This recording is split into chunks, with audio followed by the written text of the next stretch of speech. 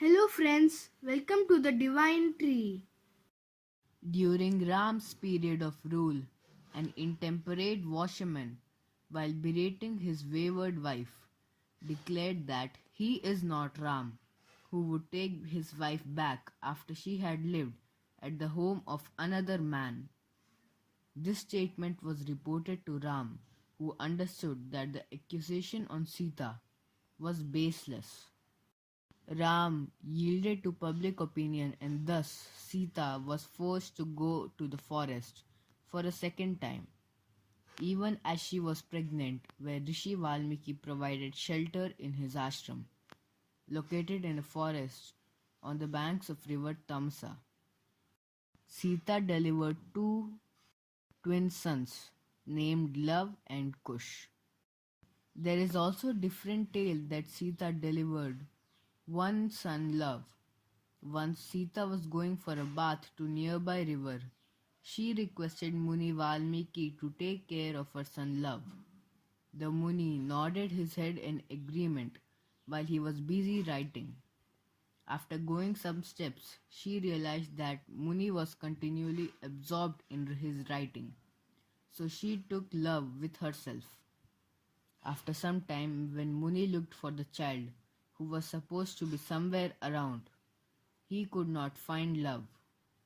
Muni wasn't aware of the fact that Sita herself had taken Love with her. Muni was very worried what he would say when Sita returned and asked for her child. So he created a boy from nearby grass and named Kusha. When Sita came back, Muni was shocked to see that Love was with her. So she asked Sita to take care of both the children as her own children. Since then, Valmiki formally began training Love and Kush when they were around 5 years of age. He educated them in archery and they were able to release arrows at the speed of sound and brought up in ignorance of their identity. Also, he trained them about divine and celestial warfare. He made them masters in archery so that no one on this earth could defeat them in war. After some months, Ram carried out Ashwamedha Yajna to expand his kingdom. The Ashwamedha Yajna was a ritual where an emperor sent out a horse along with a huge army to several nearby kingdoms. The local king could permit the horse to wander, signaling that his kingdom may be annexed. Or if they tie up the horse, indicating that he was ready to fight the emperor's army to prevent his kingdom from being annexed. The horse wandered into the forest where Ram's twin sons lived, and they tied the horse, not understanding its importance. Then, after some months, Ram sent Hanuman to get the horse.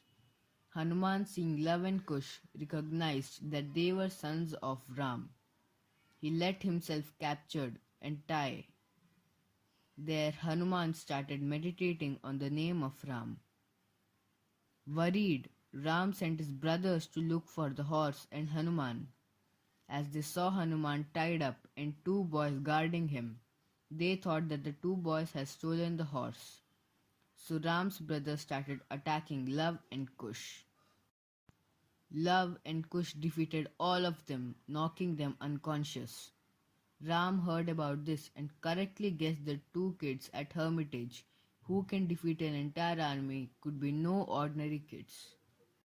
Eventually, Ram himself came to deal with them in battle, not knowing that they were his children, and introduced himself as Ram and invited them to Ayodhya to perform the yajna. Ram held a ceremony during the Ashwamedha Yajna with Rishi Valmiki and with Love Kush. When Love Kush recited about Sita's exile, Ram became grievous and Valmiki produced Sita. Ram then learned that Love and Kush are his own children. Once Sita witnessed the acceptance of her children by Ram, Sita sought final refuge in the arms of her mother, Bhumi. to receive her, and as the ground opened, she disappeared into it.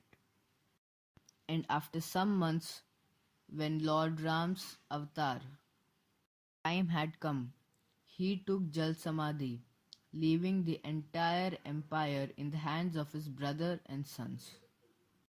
This is the end of all seven kandas of Valmiki Ramayana.